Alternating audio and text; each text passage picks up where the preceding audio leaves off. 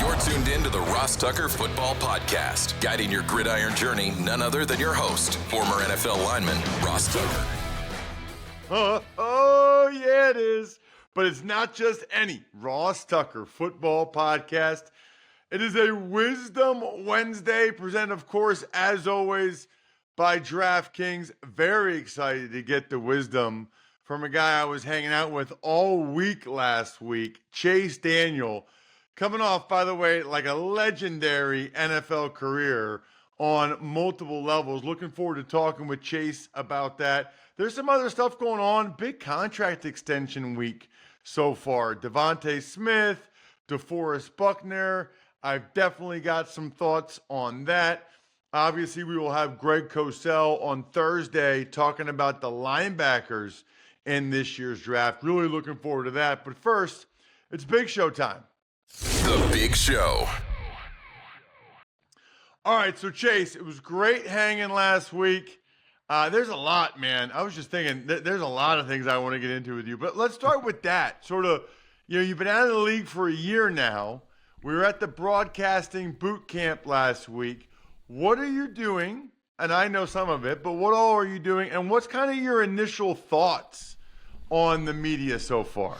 Yeah, look, I love it. And it's been exactly a year since I have retired, which is crazy. My wife is constantly telling me to get out of the house. I'm always in the way. Like, it's like the classic, you're gone every day for 14 years and all of a sudden you're home and I'm just like twiddling my thumbs. Like, what can I do? How can I do it? And so I started with the media stuff. Like, I actually was working for NFL Network my last year in 2022 with the Chargers while I was still playing. I did the Monday night post-game show. I think it was game day final on Mondays. And I did like 30 shows for them throughout the year, and it was awesome. And so they hired me this past year, my first full year out, and was on the network for like combine coverage, all total access stuff.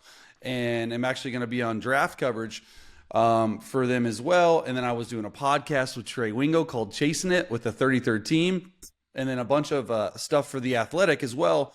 And so for me, it was exciting getting into the media. Like I like it a lot. And I've heard even from people at the broadcast boot camp, like yourself, who was the legend teaching us about some radio stuff, like, hey, you're either going to hate it or you're going to love it. Like, there's really hardly in between. And I ended up being the portion of the group that loved it. And look, for me, I want to be able to teach football. I want to be able, especially the quarterback position. There's so many things and stuff that I've learned over a 14-year career, played for 2 Hall of Fame coaches, played behind a Hall of Fame quarterback, maybe 2. And so I have all these stories, all these experiences that I want to share. And probably the favorite thing that I've done, Ross, is my YouTube channel. We started a YouTube channel breaking down quarterback play week in and week out of the NFL season. And on October 1st, I had 1,200 subscribers. And at the end of the season, like February 1, or right before the Super Bowl, I hit 50,000 subscribers. And it was crazy because all I'm doing is breaking down 10 plays of any quarterback. We were doing like 5 or 6 a week. And my first one, I did Justin Fields like October 1st. And as you know, in the media, Justin Fields, it's like you either hate him or people don't really like love him, like all this stuff in between. And my first video got like 150,000 views. And so for me, that was like, whoa, okay, there is a spot for it. So we've been building that as well. So I'm just I'm throwing darts all over the board. I don't know what I want to do for like full time, but I'm very busy right now. That is awesome. It sounds like you're doing the right thing, by the way. You kind of have your own thing going. You have multiple employers. You are well on your way. I'm curious. Obviously, 14 years is incredible. The thing that's wild to me about your career, Chase, is just how durable the starting quarterbacks were for the teams you played for. Good observation. I know people talk about it a lot, but I guess you started 5 games in 14 years, which is just insane. I mean, you think one of those 14 years, the guy is done for the year like week 8, and you're starting the whole rest of the season. it never, like I started 25 games my first 4 years, it's pretty remarkable. So I guess, how do you look when you look back on your career? Is it all positive? Do you wish you had a chance to play more? Just kind of your reflections on it. Yeah, I mean, it's crazy. Like, it didn't seem like 14 years because I was having fun. But yeah, I mean, look, when you look back at it, my wife would probably be the first one to say, like, oh, I wish you would have gotten more of a shot. I'm pretty happy with it. Like, of course, during, your career, you want to be the person who is a good teammate. And that's what I wanted to become known as. Not only a good teammate, but like, look, as a backup quarterback, your job's twofold. I tell it to everyone I ever talk to. It's like, one, like, first of all, like, when your number's called, you better play well, and you better play well quickly with little reps and no preparation. And I feel like for the most part, I did that. And number two is, like, you have to do anything and everything in your power to help the starter. So I've sort of have had to be a chameleon of sorts in my career to, like, morph toward, hey, Carson Wentz, when I was backing him up, he likes this preparation, versus Drew Brees when I was like a rookie, backing him up with Mark Brunell, like something completely different. And then Alex Smith didn't like to watch film with his backups till I got there. So we sort of found a way to, like, watch film together. And so for me, that was a huge part of my career. And of course, there's always part of me that, like, hey, like, everyone wants to be a starter. And I told myself, and I said, if I ever lost that fire, then I would quit and I would retire. And I really never lost a fire. It just sort of was a family thing. Like, it was just time to, like, move on with my life and career. I saw a path in media. And so for me, it was great. Like, it was something that I'll always remember, to be able to play with some of the, like, amazing Hall of Fame players in my career, and to really take experiences and take knowledge from and really learn from and try to put that to coaching. Right now, I'm coaching my 6-year-old flag football team, my son's flag football team. So, like, I'm trying to put some of that into those boys. So it's been a cool, like, 360-degree turnaround to where now I'm fully focused on my family. So that actually brings up one question I had for you. I'm going to ask you about the rookie quarterbacks this year, and I know you've broken them down on video, and I know you have opinions, and I want to hear that from you. I guess the question I have, though, first, Chase, how important do you think situation, circumstance, surroundings are?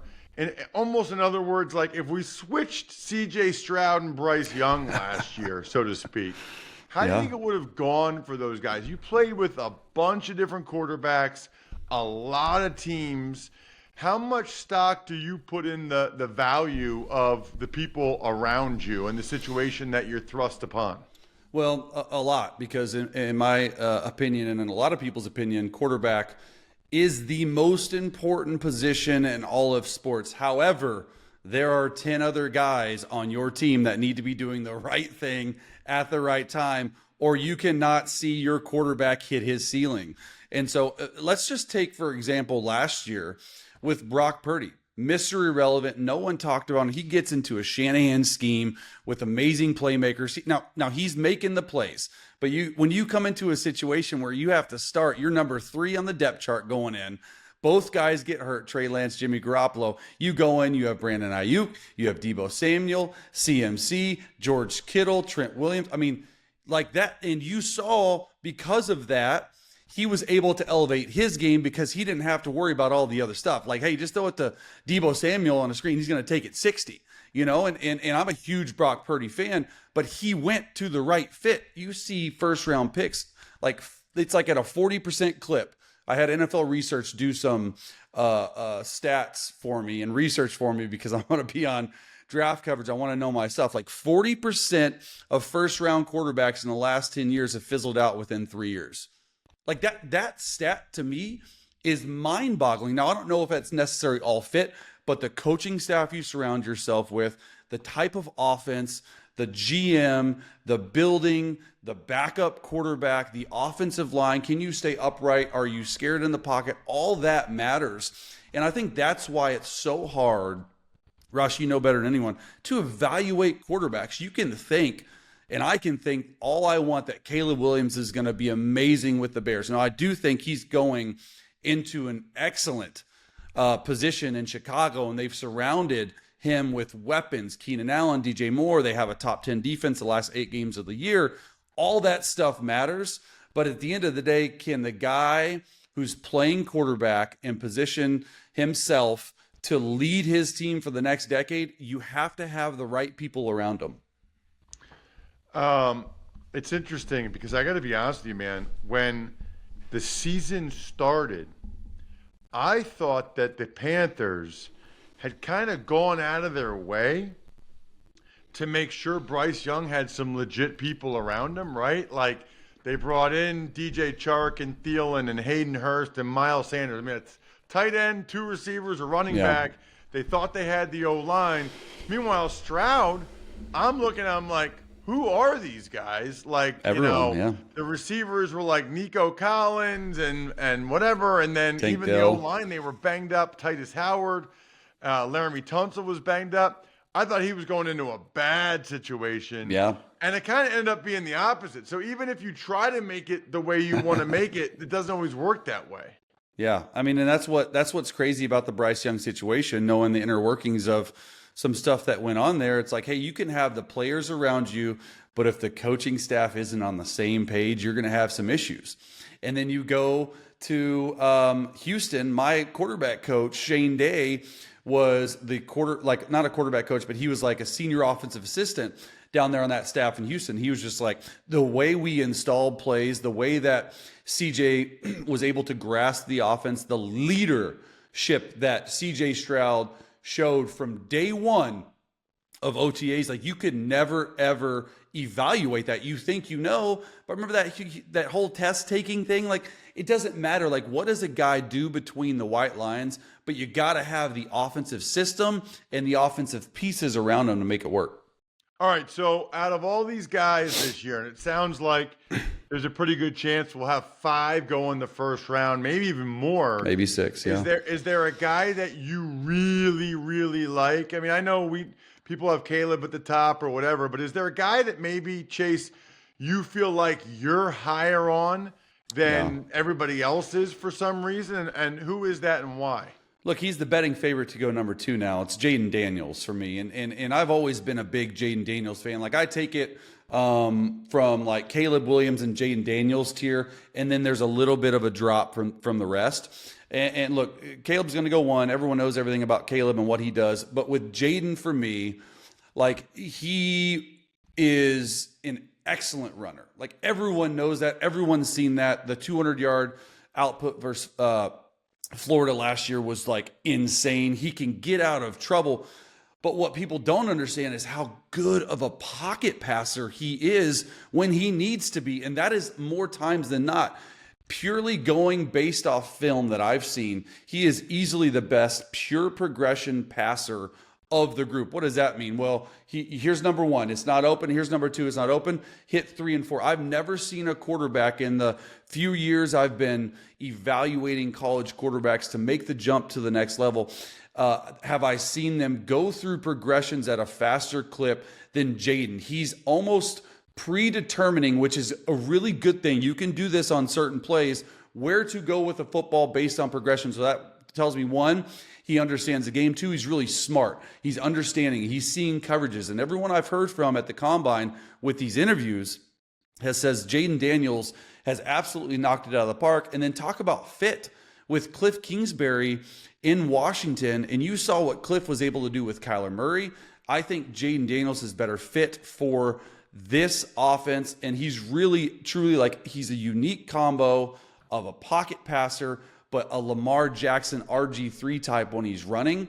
The biggest issue for me is he's very frail, and he gets absolutely smoked when he runs the football. He has to learn how to get down, how to not take those hits so he can continue playing.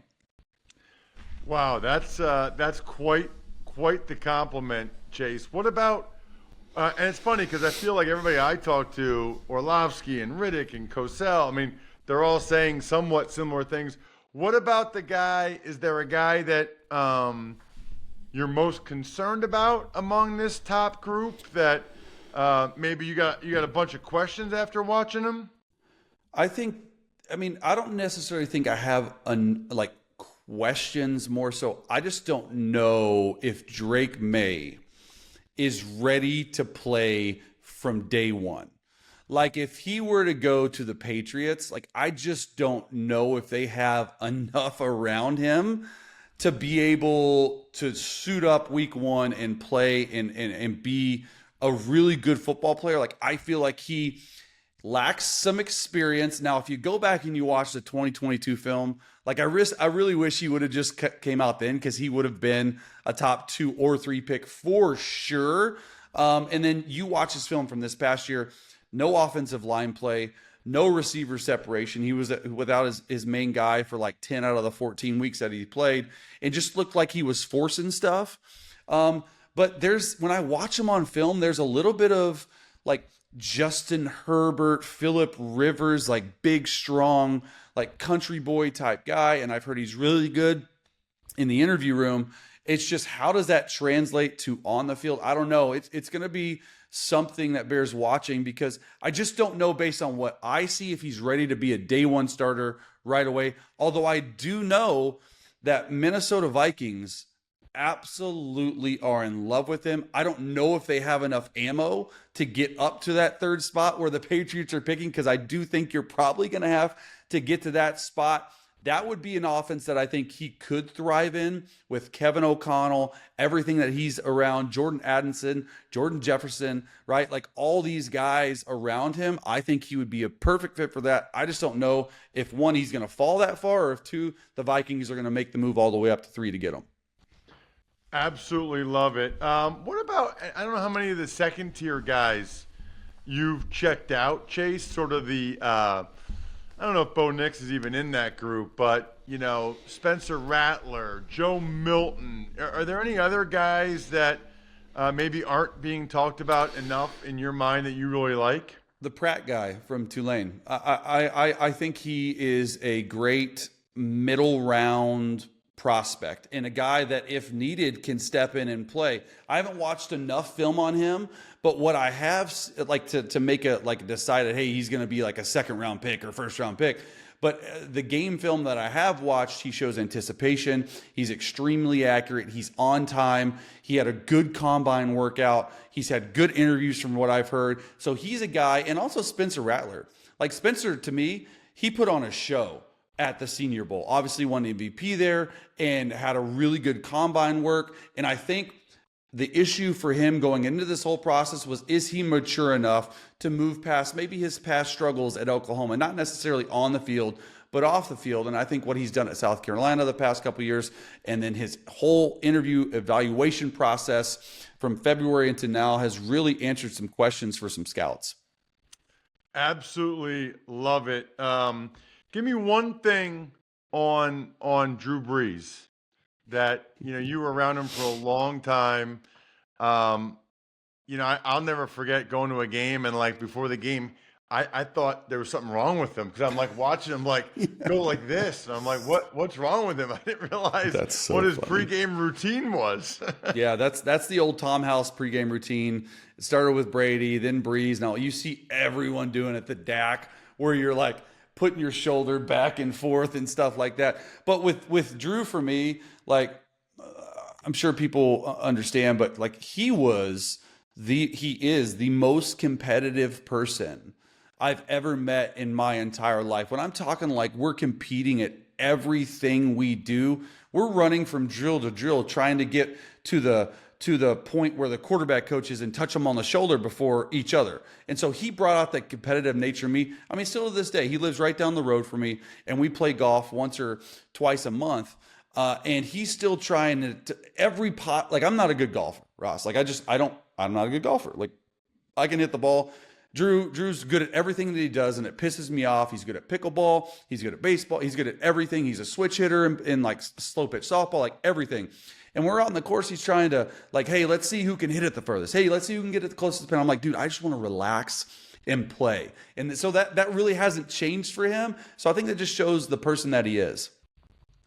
You got to check him out on social media at Chase Daniel. Also, he's got this awesome YouTube page. How can they find the YouTube page, Chase? Yeah, it's just Chase Daniel Show, and it's excellent. Like you search Chase Daniel, it'll pull up my page. But yeah, we try to do 4 to 5 videos a week of breakdowns, quarterback breakdowns during the season. And then if you look on the page, the last like 6 or 7 have been quarterback breakdowns. We're actually dropping a Jaden Daniels one today, so go check it out. Awesome. Love it. Thanks so much for coming on the show, man. Really appreciate it. Thanks, Ross. That was so good. Almost as good as Labatt Blue Light, which is incredibly delicious. Big fan. Gosh, it's only Tuesday as we're recording this. Man, I need some Labatt Blue Light soon. Always drink responsibly. Beer, Labatt USA, Buffalo, New York. Tuck's Takes. All right, Ross. The Eagles, they gave Devonta Smith a 4-year, $90.59 million extension, which is essentially $25 million a year, and then 3 new years to his contract through 2028. Right, and I talked about this yesterday on social media, at Ross Tucker NFL. I do that Ross report just once a week in the offseason talking about the Eagles. And honestly, most of the stuff I'm going to say about Devonta Smith, I'm kind of going to reference it talking about the next guy. Yeah, so next guy, DeForest Buckner, he gets a 2-year, $46 million extension through 2026. I'm actually going to make this, Jack, my Laat Take of the week, presented by Labatt Blue Light, the pristine Canadian Pilsner. Enjoy your beers together so you can live life to the power of we. Always enjoy responsibly. Beer, Labatt USA, Buffalo, New York. It's called being proactive as opposed to reactive. Whether it's the Eagles and all the guys they sign, or even the Colts with DeForest Buckner, Zaire Franklin, etc. In life, you're always going to be more successful if you're proactive. The salary cap is going up significantly every year. As new guys get contracts, Justin Jefferson, CeeDee Lamb, etc., those numbers are going up. Why wait? There's almost no value in waiting. Then you get contract issues. So be proactive like the Colts and the Eagles instead of being reactive like the Cowboys, where they're just going to hold out like Zach Martin did and Zeke Elliott did, and you're just going to end up giving them the money anyway. So what are you waiting for, Dallas? Raiders, they sign offensive lineman Cody Whitehair, while Broncos wide receiver Courtland Sutton, he is skipping voluntary workouts in search of a new contract. So for the Raiders, so Cody Whitehair, I think he's been banged up a little bit.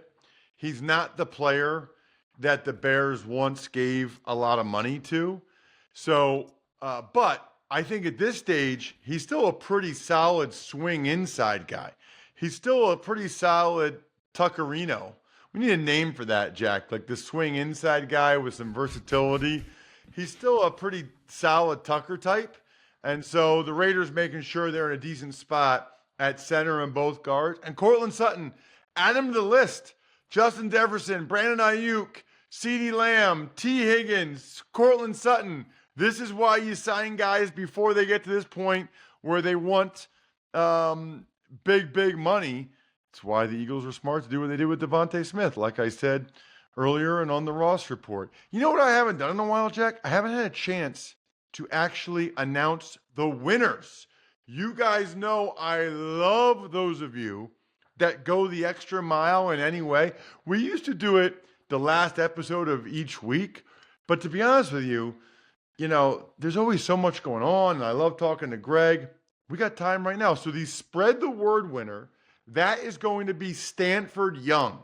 He did a quote post of at Ross Tucker Pod. So all you have to do is engage with at Ross Tucker NFL or at Ross Tucker Pod on any platform, TikTok, Facebook, Instagram, Twitter. We're watching. Stanford, you're winning.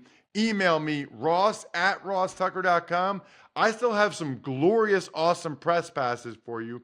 How about the sponsor confirmation email winner? The lead pastor down there in Texas, Justin Christopher. He bought Emery's draft guide, which you should all do, by the way. Listen to the College Draft Podcast. And then the YouTube shout out, Paul Harnish. I love doing these videos for you guys. YouTube.com/Ross Tucker NFL. Paul Harnish made a comment on one of the Even Money videos. Let me know who you want the shout out video for, Paul. You're all winners. I love it. I think we're done here. Thanks for tuning in to the Ross Tucker Football Podcast. Make sure to also check out Even Money, Fantasy Feast, and College Draft, all on the DraftKings Network on Samsung TV Plus, YouTube, or subscribe to the podcast on your favorite platform. Shout out myfrontpagestory.com. Talk about winning. You get your mom or whoever the best gift of all time for Mother's Day, and I will personally send you a signed autograph. I guarantee it. Myfrontpagestory.com, backofficescheduler.com, steakhousesports.com, humanheadnyc.com, Sporticulture, Pizza Boy Brewing.